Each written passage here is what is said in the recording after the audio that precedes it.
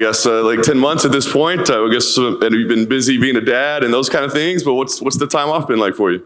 It's been fun, but I've been treating myself like I need to get better in a lot of places. So, spending time with the family, training, but also like kind of like, not take every session as serious, like as in like I'm not grinding, like going hard every single day, So some days are more technical than the others, but I had a lot of training partners who were in camp, so I'm the guy that's always like, well, you need somebody to go with, I don't mind going with, I love giving a helping hand. So to me, I just been in the gym helping out my training partners, it's essentially has gotten me a lot better too. So yeah, it's been a fun time off, and I can see how retirement looks looks good. But man, I was I with how much I was working, I was just like, I need to get a fight. I need to get a fight.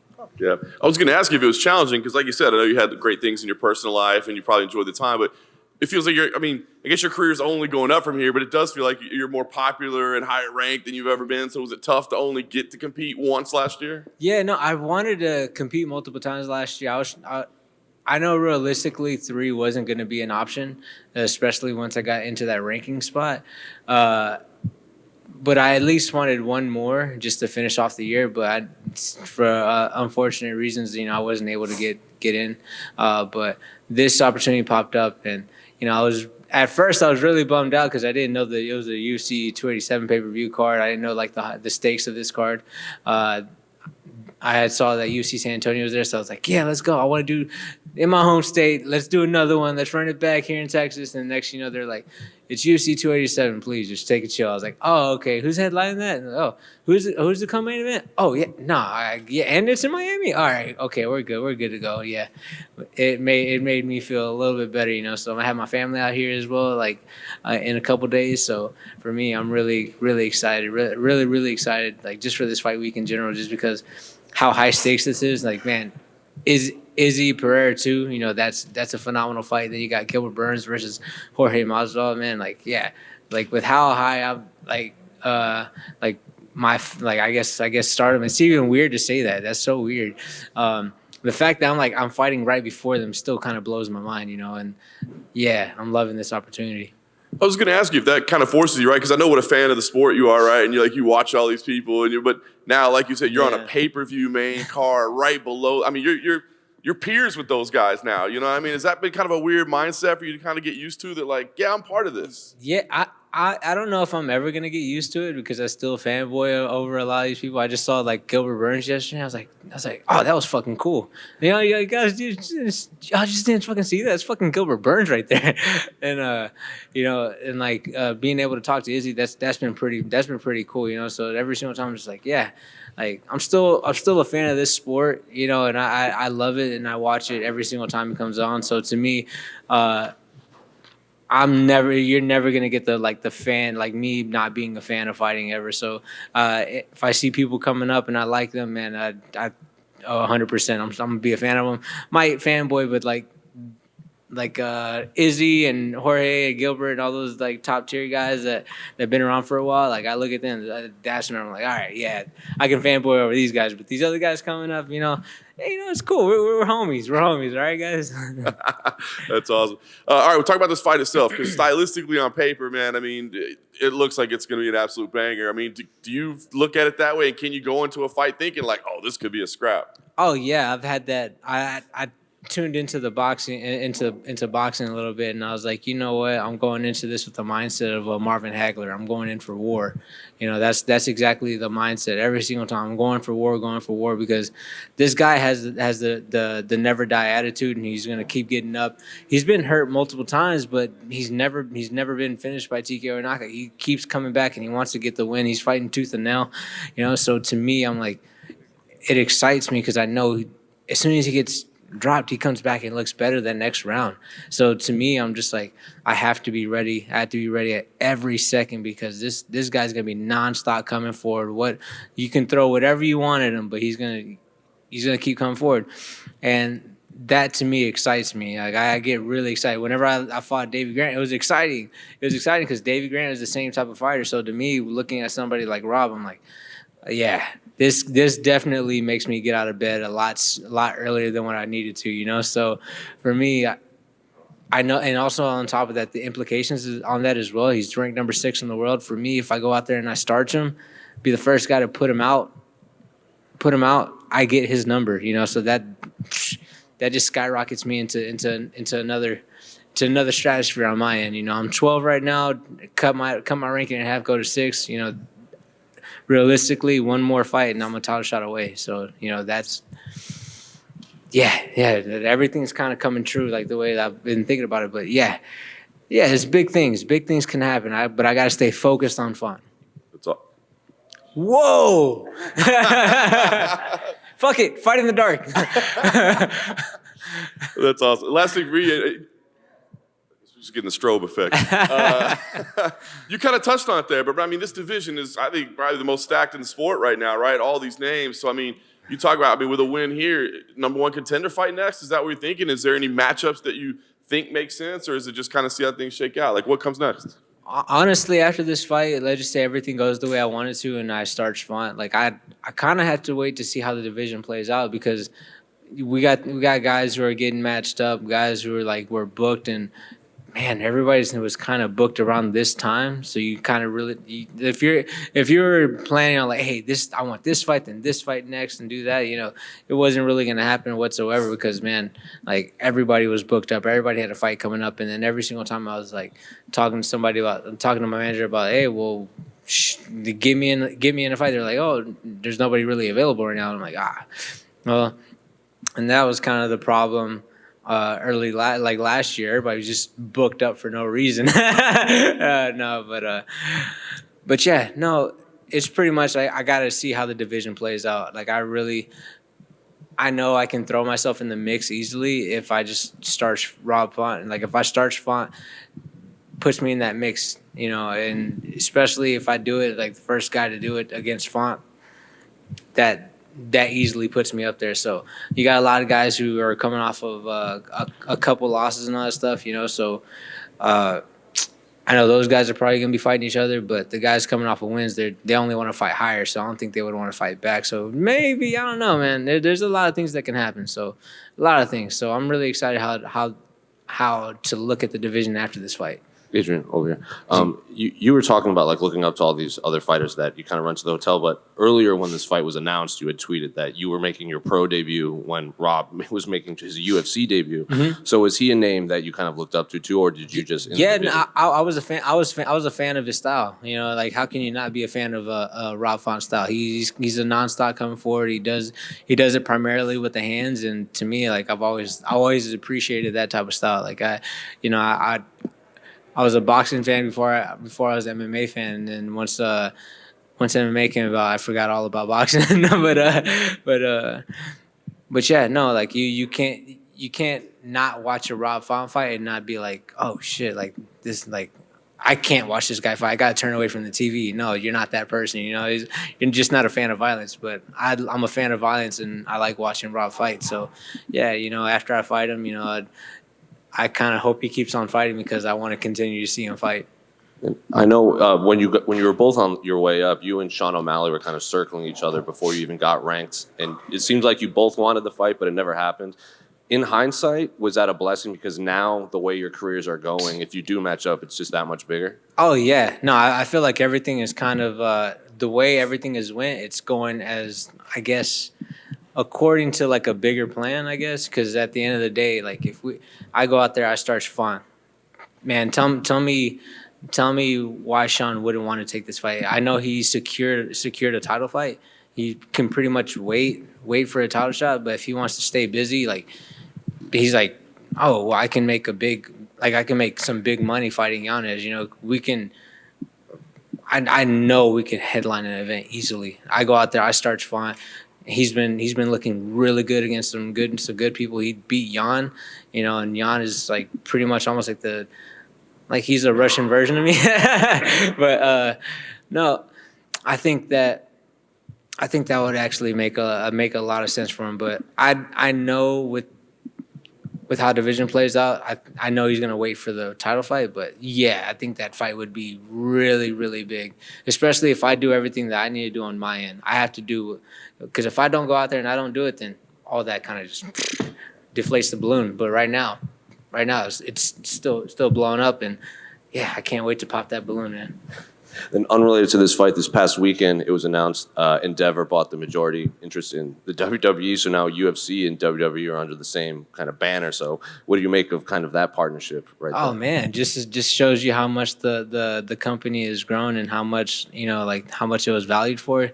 Us fighters were going out there and putting it all on the line and going out there and like putting up exciting fights week after week after week, and it just shows, man. It just shows in the what the UFC is valued for. Us fighters, we kept going out there, putting a fight in the nights and all that stuff, and just seeing like the big company like the WWE. Like I remember watching Raw, ECW, all that way back in the day. So for me, seeing that, it is a little unreal for me to be like, oh wait, now like a part of the company that I work for, like not saying division and all that stuff, but like it's like they're pretty much like partnered up. So I'm like, that's pretty fucking cool. Who are your favorite wrestlers? My favorite wrestler is definitely Stone Cold, just because his whole gimmick was he's from Victoria, Texas. I'm a Texas guy, so yeah. And then also, The Rock, whenever he was going, he always had that great comebacks and all that stuff. So that to me was funny. Last one for me. How do you see the main event playing out between Izzy and Alex? Man, that's a good one. That's a really, really good one. I know I saw Izzy getting the fight. I thought he was up, going into that last round. If it would have went to the decision, I would have had it Izzy 4-1.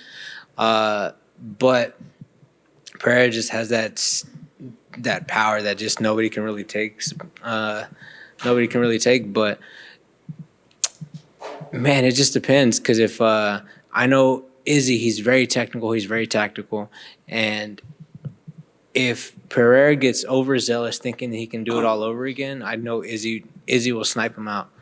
But there's also a thing, whenever somebody wins the belt, they jump and they start believing in themselves. Like look at Leon Edwards whenever he fought Kamaru Usman this last time around. There was a complete, he got so much better just believing that he was champion. You're like, oh no, I'm champ. I'm this guy.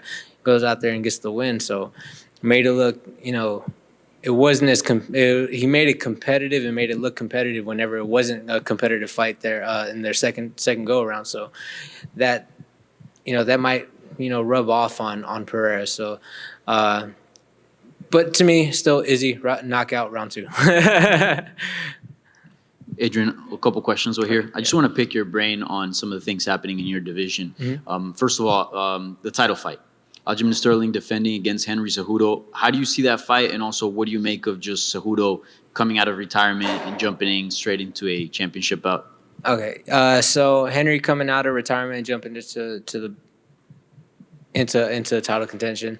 I you know what? I would have made a big fuss about it if it was like somebody like if he didn't leave on bad terms, like or had to take a suspension. Like TJ Dillashaw and all that stuff like that. That would have put a bad taste in my mouth. But it's Henry Cejudo who left as a champion. He retired as a double champion. He was like, all right, cool. It's my time to come back. And he came back. And, honestly, rightly reserved. Like, he kind of deserved that. He was a champ at that time when he left. I think he should be able to come back and fight for the title, because he did have the flyweight title and then he held the bantamweight title. So, yeah, I think it was rightly deserved. And I don't make any fits about it because I was like, well, he's worked his ass off to get there. And he left. He retired, came back. He's still – I believe he's still championship level. So that fight right there is going to be it's pretty much the way I look at it is going to be unorthodox versus the orthodox. They're both, like, intelligent. Like, they both have really good MMA IQ. So – to me, whenever I'm looking at this fight, it kind of, from what it's looking like, is if Henry could keep standing, is gonna stay with Henry. He's no slouch on the ground, but Aljo, if Aljo gets him down, I think Aljo takes it. Yeah, and you mentioned OMalley there a few minutes ago. What do you make of him? It seems he has the stance that he's just gonna wait out for the next shot, and we still have a title fight booked, right? So, what do you make of him sitting out and waiting for the next shot? as a fighter, I look at them as like, well, stay busy. Like, no, like don't sit down on the couch too much. But honestly, he's earned it. He's deserved it. He worked his way up there. He beat Peter Yan, whether you think he won or not. He beat him. So yeah, no, he rightly deserves to sit out if he wants to. If the UFC's already told him, hey, you have the title fight. I don't blame him for being like, all right, cool, I'm just gonna sit and wait for the title, because he put himself in that position. So I'm not. To me, I understand. I'm like, all right, cool. Like you're gonna wait for that title shot, and you're gonna make sure you're extra prepared for whenever that fight comes around. One of the two guys you're fighting is either Henry or Aljos. So you got only two guys that you're looking at, and then after that, you can hone it down into one. That sounds like a smart plan to me. So I'm not like I'm not opposed to him like just sitting out and just waiting for it. In a way, are you almost grateful, or maybe the word happy, for the kind of where you're at in the division right now? Because it seems like if you were a top title contender right now, I mean, that's a tough situation. You got a title fight booked, then you got somebody waiting for it, right? It seems like you're kind of catching the wave at the perfect time. Like you're just gonna start, creeping into those top five slots. Oh yeah, no, I feel that. I feel that 100%. I feel like it's riding in at the perfect time. If everything goes if everything kind of goes as planned, there's some big fights to be made, especially if I go out there and knock out Font. So for me, it's just doing what I need to do and getting there, and then after that, pretty much just seeing how the division plays out. Because man, it is a stacked division. There's a couple fighters who've gotten. Because I'll say it like this. I go on a 2-fight win my next 2 fights, beat Font, beat somebody else.